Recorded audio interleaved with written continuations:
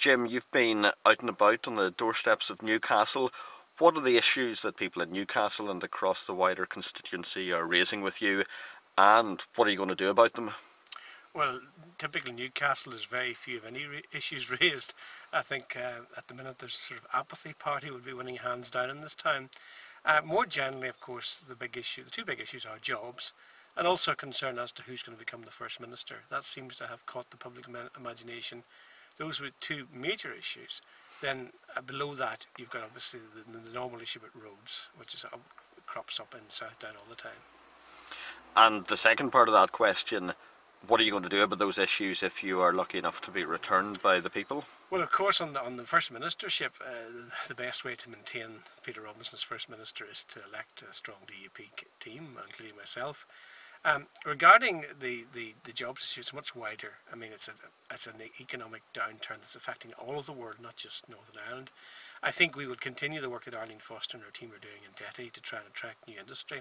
Our unemployment is nothing like as bad as, say, the Irish Republic. So I think we're making some progress there, but it's very, very difficult. Okay, one of the issues always in Newcastle is about housing. There recently been some planning permissions given for significant housing development in Newcastle, yet there have been concerns raised by you, among others, about the sewage and water infrastructure and whether or not that can support development. Do you support the new housing developments, and will you support continued development in the town? That was social housing, which meets a real need, which is for young couples who are finding it very difficult to get housing executive accommodation. That I support. What I'm totally opposed to is the high density speculative development, which could have swept through Newcastle and totally destroyed its character. Now, as a result of the economic downturn, that hasn't happened, but we have to remain vigilant, so it depends on the type of housing we're talking about. Okay, unlike some of your political opponents in Southdown, you're not running for a council seat as well this time round.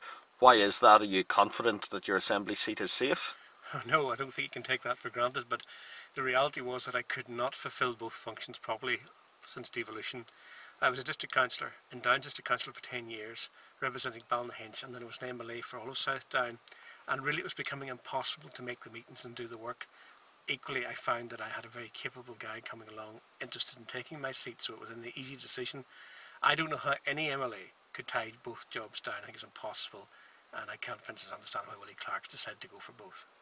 There have been a number of boundary changes to the constituency, which mean that a number of wards, including in around Ballynahinch, have moved to Strangford.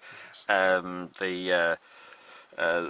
The specialists tell me that means there's a reduced unionist vote and potentially an increased nationalist vote, which might mean that the unionist quota is squeezed down to one. Do you think that's likely, that there'll only be one unionist MLA for Southdown? Yes, there's no doubt that the boundary changes have had a profound impact on the political makeup of Southdown.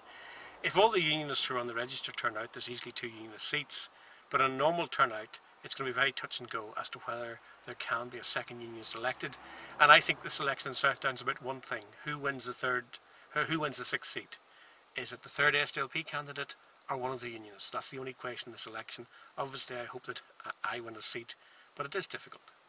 Okay, and finally, I mean, have you and the party enjoyed being in government this last 4 odd years with Sinn Féin and with the other parties? No, definitely not. It has not been an enjoyable experience, but it was necessary. The only option we had was to have a mandatory coalition with those who are frankly our political opponents. But the other option was to have continued direct rule, where lots of very nasty things would have been heaped on the heads of Northern Ireland's people. So it's the lesser of 2 evils. But is it pleasant being in government with those who espouse and had formerly supported terrorism? Definitely not.